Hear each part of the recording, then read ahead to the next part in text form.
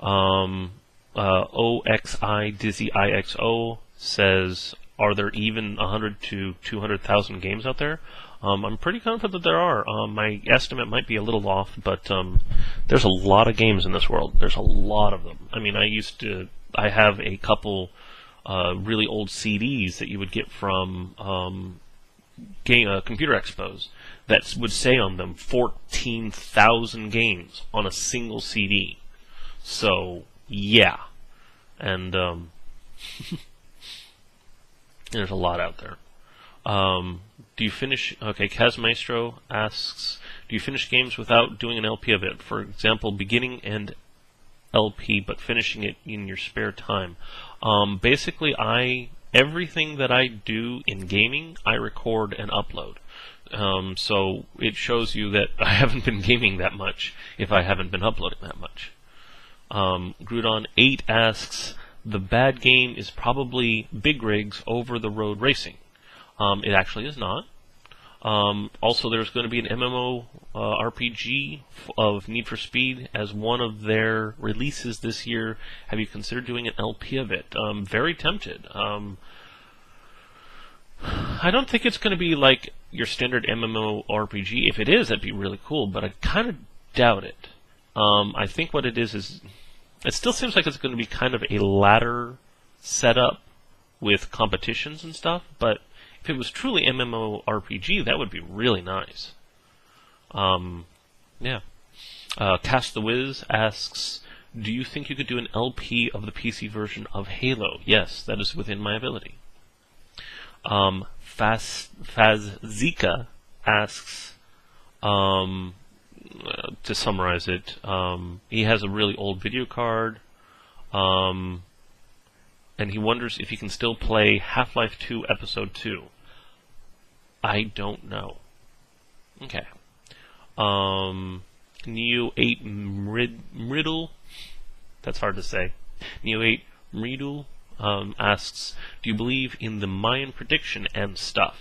I believe the Mayans were very advanced for the time. I believe that they know things that our scientists are only recently rediscovering. I don't believe that it necessarily means that some sort of catastrophe is going to come, but they were able to predict that our sun would align itself with our universe. I mean, they were able to predict that our sun would align itself gravitationally from the Earth's perspective with the center of the galaxy, which is something I can't even imagine. For the longest time, we didn't even know where the center of the galaxy was. We have to use different wavelengths of energy to determine where the center of the galaxy is. So how did they determine it? It's amazing.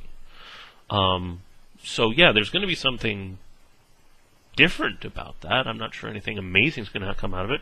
There is the theory about the poles changing, but that happens about every 70,000 years. The worry on that is that the magnetic shield, which is not a planet shield, it's a magnetic shield, which basically means that it repels things that have high electromagnetic wavelengths, I think. I could be wrong on that.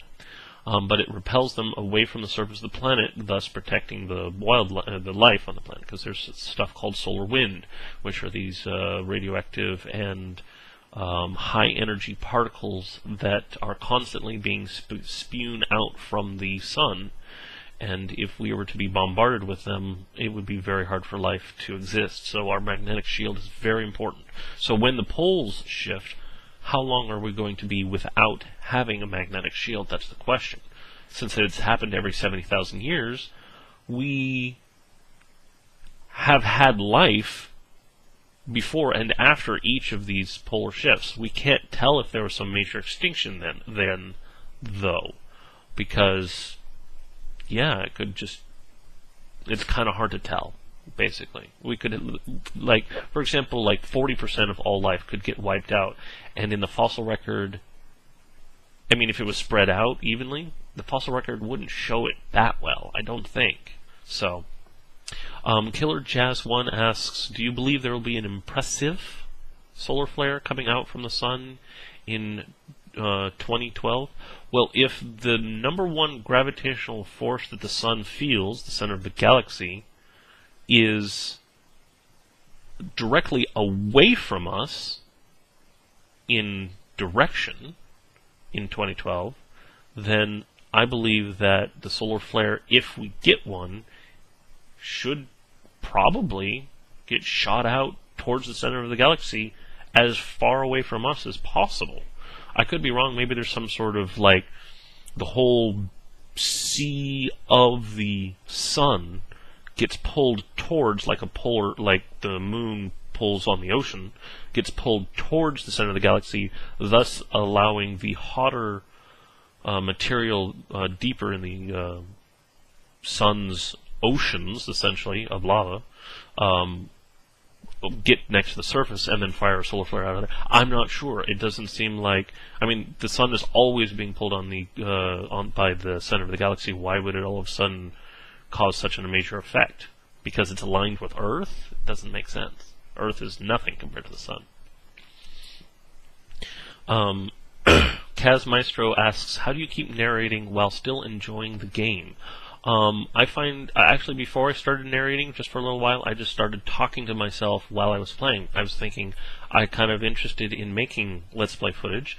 Let's see if I can just talk to myself. And I sort of got that skill honed down. I still end up being silent from time to time, but I just tried my best to convey what I'm thinking, what I've learned, and stuff like that. So, next one is Bodosani19 asks, do you like Empire Total War? If not, why?